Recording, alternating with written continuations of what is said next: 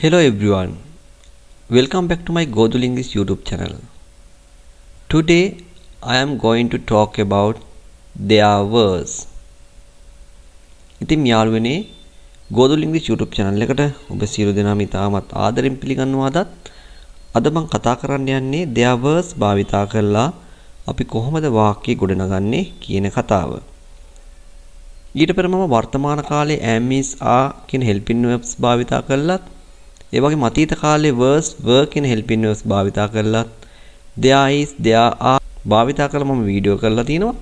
ඔබේ නැරඹුවේ නැත්නම් ඔබට පුළුවන් description box එකේ දාලා තියෙන links වලින් ගිහලා වීඩියෝ ටික බලන්න. ඉතින් අද අපි බලමු මේ there was භාවිතා කරලා අපි කොහොමද වාක්‍ය ගොඩනගන්නේ කියලා. ඒ වගේම තමයි ඊට ඉස්සෙල්ලා අපි හිතමු මේ there was භාවිතා කරන එකේ තේරුම මොකක්ද? යම් කිසි තැනක කිසියම් දෙයක් තිබුණා. එහෙම නැත්නම් යම් කිසි තැනක කිසියම් කෙනෙක් හිටියා. මෙන්න මේ වගේ අතීත කාලේ දෙයක් ප්‍රකාශ කිරීමෙන් තමයි අපි there was කියන එක භාවිතා කරන්නේ. ඉතින් අපි යමු අද වීඩියෝ එකට. අපි බලමු there was භාවිතා කළා ආකාරයන් හතරක් යටතේ අපි කොහොමද වාක්‍ය ගොඩනගන්නේ කියලා. මුලින්ම අපි බලමු පොසිටිව් ස්වරූපෙන් කොහොමද වාක්‍ය ගොඩනගන්නේ කියලා උදාහරණ කීපයක් අරගෙන. ඊයේ රෑ ටීවී එකේ හොඳ චිත්‍රපටයක් තිබුණා. There was a nice film on TV last night. There was තිබුණා a nice film හොඳ චිත්‍රපටයක් on TV එකේ කවද්ද last night. There was a nice film on TV last night. ඊයේ රෑ ටීවී එකේ හොඳ චිත්‍රපටයක් තිබුණා.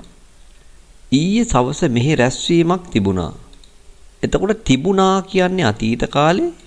ඒකට තමයි අපි භාවිතා කරන්නේ there was කියන මෙන්න මේ වාක්‍ය ඛණ්ඩය. මොකක්ද තිබුණේ? a meeting. රැස්වීමක් තිබුණා. රැස්වීමක් තිබුණා. කොහෙද තිබුණේ? here. මෙහෙ. කවද්ද? last evening. ඊයේ සවස. අපි එහෙම ගත්තොත් මේ සම්පූර්ණ වාක්‍ය අපි කොහොමද ගොඩනගන්නේ? ඊයේ සවස මෙහි රැස්වීමක් තිබුණා. There was a meeting here last evening. There was a meeting here last evening. ඒ දවස්වල මෙම ස්ථානයේ විශාල ගෙයක් තිබුණා. එතකොට විශාල ගෙයක් තිබුණා කියන්නේ අපි කොහොමද කියන්නේ? There was a large house. There was a large house. කොහෙද තිබුණේ? in this place. මෙම ස්ථානයේ. මෙහෙම ස්ථානයේ අපි කොහොමද කියන්නේ? in this place. කොයි දවස්වලද? ඒ දවස්වල at that time. at that time. ඒ දවස්වල මෙම ස්ථානයේ විශාල ගෙයක් තිබුණා. There was a large house in this place at that time. There was a large house in this place at that time. අපි බලමු හතරවෙනි උදාහරණේ. ඊයේ ගෙදර යන්න ඇති තරම් වෙලාව තිබුණා. There was enough time to go home yesterday. There was enough time. There was enough time ඇති තරම් වෙලාව තිබුණා. There was enough time ඇති තරම් වෙලාව තිබුණා. මොකටද? to go home. ගෙදර යන්න. කවද්ද? yesterday. ඊයේ ගෙදර යන්න ඇති තරම් වෙලාව තිබුණා. There was enough time to go home yesterday. අපි බලමු නෙගටිව් ස්වරූපෙන් there was භාවිතා කළා කොහොමද වාක්‍ය ගොඩනගන්නේ කියලා. ඊයේ පන්තියේ කවුරුවත් හිටියේ නෑ. මෙතනදී අපි was සමග not කියන එක was not එහෙම නැත්නම් wasn't කියලා අපි තමයි use කරන්නේ. අපි බලමු මේ පළවෙනි උදාහරණේ. ඊයේ පන්තියේ කවුරුවත් හිටියේ නෑ. There was nobody at the class yesterday. මේ nobody කියන එකේ අදහස තමයි කවුරුවත් හිටියේ නැහැ කියන අදහස. කවුරුවත්ම nobody කවුරුවත්ම හිටියේ නෑ. There was nobody කවුරුවත්ම හිටියේ නෑ. කොහෙද? at the class පන්තියේ. at the class පන්තියේ කවද්ද හිටියේ නැත්තේ? yesterday ඊයේ. ඒතර අපි කොහොමද ඊයේ පන්තියේ කවුරුවත් හිටියේ නැහැ කියලා කියන්නේ? There was nobody at the class yesterday. There was nobody at the class yesterday. ඒ වෙලාවේ වෛද්‍යවරයාව සම්බන්ධ කරගන්න කිසිම ක්‍රමයක් තිබුණේ නැහැ. ඒ වෙලාවේ වෛද්‍යවරයාව සම්බන්ධ කරගන්න කිසිම ක්‍රමයක් තිබුණේ නැහැ. There was no way to contact the doctor at that time. There was no way විදිහක් තිබුණේ නැහැ. No way විදිහක් තිබුණේ නැහැ. මොකටද to contact කවුද the doctor කොයි වෙලාවේද at that time ඒ වෙලාවේ. There was no way to contact the doctor at that time. ඒ වෙලාවේ වෛද්‍යවරයාව සම්බන්ධ කරගන්න කිසිම ක්‍රමයක් තිබුණේ නැහැ. අපිට උදව් කරන්න කිසිම කෙනෙක් හිටියේ නැහැ ඒ දවස්වල. There was nobody කිසිම කෙනෙක් හිටියේ නැහැ. There was nobody මොකටද to help උදව් කරන්න to help කාටද us අපට කවද්ද at that time ඒ දවස්වල එහෙම නැත්නම් those days ඒ දවස්වල there was nobody to help us at that time අපට උදව් කරන්න කිසිම කෙනෙක් හිටියේ නැහැ ඒ දවස්වල. අපි බලමු හතරවෙනි උදාහරණේ. ඒ ගැන ඔයාගෙන් අහන්න වෙලාවක් තිබුණේ නැහැ. There was no time to ask you about that.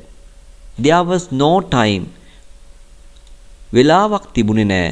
මොකටද? To ask අහන්න ඔයාගෙන් මොකක් ගැනද? About that ඒ ගැන. There was no time to ask you about that. There was no time to ask you about that. ඒ ගැන ඔයාගෙන් අහන්න වෙලාවක් තිබුණේ නැහැ. අපි බලමු ඉන්ටරගේටිව් ෆෝම් එකකින් එහෙම නැත්නම් ක්වෙස්චන් ෆෝම් එක ක්වෙස්චන් විදියට නැත්නම් ප්‍රශ්නාර්ථයක් විදියට there was කියලා අපි කොහොමද වාක්‍ය ගොඩනගන්නේ කියලා. මෙතනදී මේ there was කියන එක වෙනස් වෙනවා was there කියලා. කියන්නේ මේ was කියන එක මුලට එනවා වාක්‍ය ගොඩනැගීමේදී. අපි බලමු උදාහරණ කිහිපයක්. ඒ පොතේ මොකක් හරි අමාරු පාඩමක් තිබුණද? Was there any difficult lesson in that book? Was there any difficult lesson in that book? අපි කොහොමද මෙතන යූස් වෙන්නේ? නැවතත් මම පැහැදිලි කරන්නම්. මෙන්න මේ was කියන එක වාක්‍යයේ මුලට එනවා. ඒ වගේම අවසානයේ ප්‍රශ්නාර්ථය යෙදෙනවා මෙන්න මේ විදිහට. ඒ විදිහින් තමයි question form එකෙන් වාක්‍ය ගොඩනගන්නේ. Was there any difficult lesson? Was there any difficult lesson in that book? ඒ පොතේ මොකක් හරි අමාරු පාඩමක් තිබුණද? ඒ ව්‍යාපෘතිය සම්බන්ධයෙන් මොකක් හරි ප්‍රශ්නයක් තිබුණාද? මොකක් හරි ප්‍රශ්නයක් තිබුණාද? Was there any problem? Was there any problem? මොකක් හරි ප්‍රශ්නයක් තිබුණාද? Was there any problem? Regarding that project. Regarding සම්බන්ධයෙන් මොකක්ද? That project ඒ ව්‍යාපෘතිය සම්බන්ධයෙන් ව්‍යාපෘතිය සම්බන්ධයෙන් මොකක් හරි ප්‍රශ්නයක් තිබුණාද? Was there any problem regarding that project?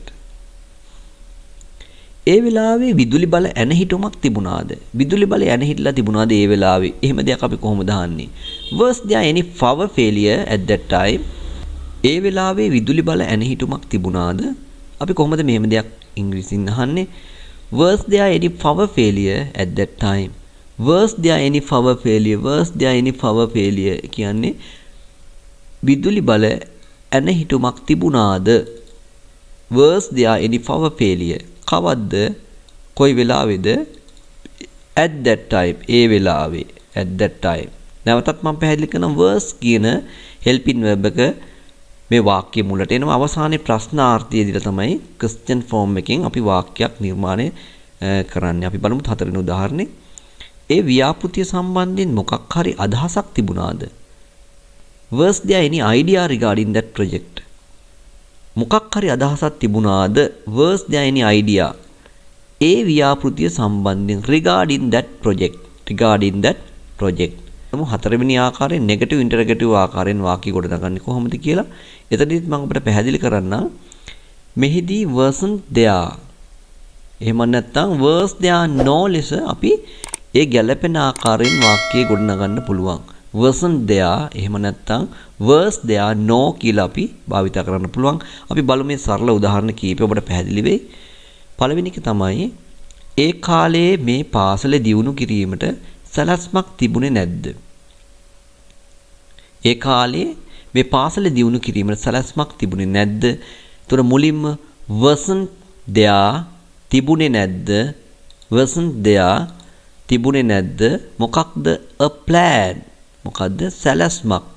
a plan මොකක් කරන්නද? to develop this school. to develop this school. මේ පාසල දියුණු කිරීමට. කවද්ද? those days. ඒ දවස්වල. ඒ කාලේ. wasn't there a plan to develop this school those days.